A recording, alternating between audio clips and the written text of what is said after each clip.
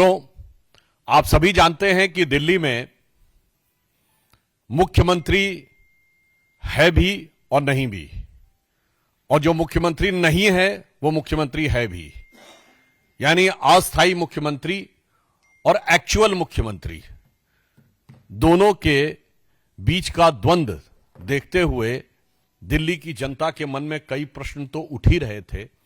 अब संवैधानिक व्यवस्थाओं और कानूनी दृष्टि से भी प्रश्न उठने शुरू हो गए हैं।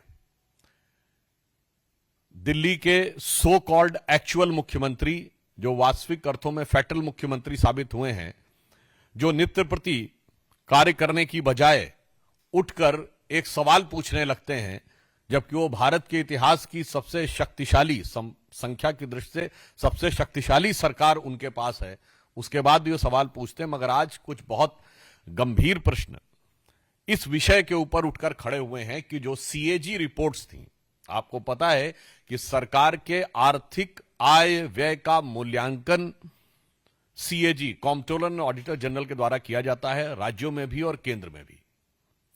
मगर यह एक बड़ी विचित्र बात है कि स्वघोषित कट्टर ईमानदार एक संवैधानिक व्यवस्था के द्वारा अपने सरकार के कार्यों की आर्थिक समीक्षा को न सिर्फ होने देते नहीं देते, नकारते हैं और सदन के पटल पर रखना नहीं चाहते हैं। और इसलिए दिल्ली हाईकोर्ट ने भी, जो प्राप्त सूचना है मीडिया में, उसके अनुसार दिल्ली हाईकोर्ट ने एक ऑब्जर्वेशन यूज किया है कि Delhi government is dragging its feet, यानी अपने कदम खींच रही है इन प्लेसिंग द सीएजी रिपोर्ट, अर्थात दिल्ली की सरकार सीएजी की रिपोर्ट सदन के पटल पर रखने से कदम पीछे खींच रही है। यह दुर्भाग्यपूर्ण है। The exact word is the Delhi government is dragging its feet in placing the CAG report is unfortunate. तो मुझे लगता है कि अब यह बात और भी स्पष्ट हो जाती है कि दुर्भाग्यपूर्ण स्थिति सिर्फ विकास कार्यों में नहीं दिख रही है। दुर्भाग्यपूर्ण स्थिति सिर्फ पर्यावरण में, सड़कों पे, जल भराव में और सरकारी व्यवस्थाओं में ही नहीं दिख रही है, संवैधानिक व्यवस्था में भी अब यह दुर्भाग्यपूर्ण स्थिति दिखने लगी है। इससे पूर्व करीब अक्टूबर के महीने से लेकर आज तक तकरीबन 1 दर्जन सीएजी की रिपोर्ट्स हैं, जो आर्थिक समीक्षा की रिपोर्ट्स हैं दिल्ली सरकार की, जिसे कि दिल्ली के विधानसभा के पटल पर नहीं रखा गया है, जिसको लेकर प्रश्न पूछे गए हैं और न्यायालय के द्वारा भी यह प्रश्न उठाए गए हैं। और बहुत मजेदार बात यह है कि स्वघोषित कट्टर ईमानदार के द्वारा संचालित सरकार में दिल्ली के विधानसभा सेक्रेटेरिएट ने 11 जनवरी को, इसी 11 जनवरी 2025 को यह कहा है, there is no use of tabling the reports, यानी कोई आवश्यकता नहीं है रिपोर्ट्स को टेबल करने की।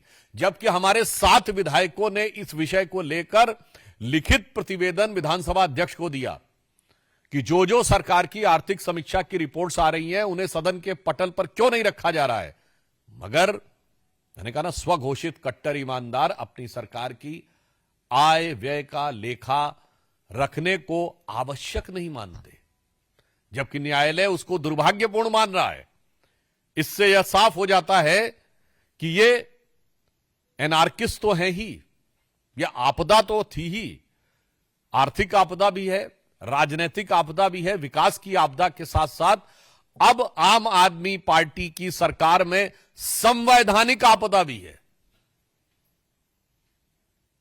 Their anarchist character is now pervading in the constitutional institution and constitutional procedures which are very much required for proper functioning of a government.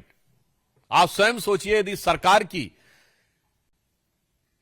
आर्थिक आय व्यय की समीक्षा को सार्वजनिक ही नहीं करना चाहेगी सरकार, तो क्या यह अपने आप में एक बहुत बड़ी संवैधानिक चुनौती नहीं है? और मजे की बात यह है कि जो अपनी सीएजी रिपोर्ट सदन के पटल पे नहीं रखते, वो हर बात पे आके सवाल पूछते हैं। सरकार आपकी है, मुख्यमंत्री आपकी हैं। वैसे तो मेरे विचार से अस्थाई मुख्यमंत्री नहीं, सरकार ही अस्थाई है, जो कि अब चंद दिनों की मेहमान है। परंतु उसके बाद आप आकर सवाल नहीं पूछते, सवाल ही पूछते रहते हैं, जवाब नहीं देते। चलिए, राजनीतिक जवाब मत दीजिए, वो तो आपकी स्टाइल ऑफ फितरत समझते हैं कि आकर अनेक प्रकार के अनर्गल आरोप और आक्षेप लगाना आम आदमी पार्टी की फितरत है। परंतु मैं आपसे कहना चाहता हूं, जो आपकी संवैधानिक अपरिहार्यता है, जो आपका संवैधानिक कर्तव्य है, उसका आप जवाब देने से कब तक बचने का प्रयास करते रहेंगे, यह मैं केजरीवाल जी से पूछना चाहता हूं। और मुझे लगता है कि यह संगति का असर भी हो सकता है। जैसे जब से ये लोग कांग्रेस के साथ गए थे, तो भले ही साथ में गए, अलग हो गए, मगर वायरस तो साथ में लेके आ ही गए।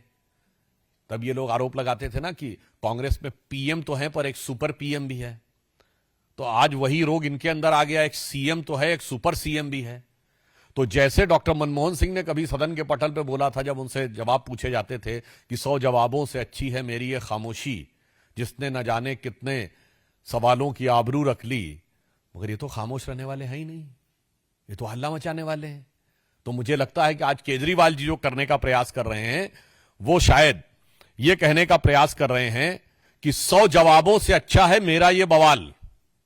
जो रोज आकर कुछ ना कुछ बोलना शुरू कर देते हैं, 100 जवाबों से अच्छा है मेरा ये बवाल, ताकि आर्थिक घोटाले के हर पहलू से बचते रहें केजरीवाल। तो इसलिए हम उनसे साफ साफ पूछना चाहते हैं कि आम आदमी पार्टी जवाब दे कि उसने अनेकानेक सीएजी की रिपोर्ट्स क्यों नहीं सदन के पटल पर रखी हैं, और यदि उनके सेक्रेटेरिएट ने लिख के दिया है कि it is of no use, तो कृपया वो आके साफ स्पष्ट करें कि संवैधानिक अपरिहार्यता को पूरा करने न के पीछे नो यूज कहना, उसकी उपयोगिता न कहना, कि आपने को संविधान से ऊपर समझना है या नहीं। आप सीएम से ऊपर तो अपने को समझ रहे हैं, ये समझ सकते हैं, पर अब लग रहा है आप अपने को संविधान से भी ऊपर समझ रहे हैं। धन्यवाद।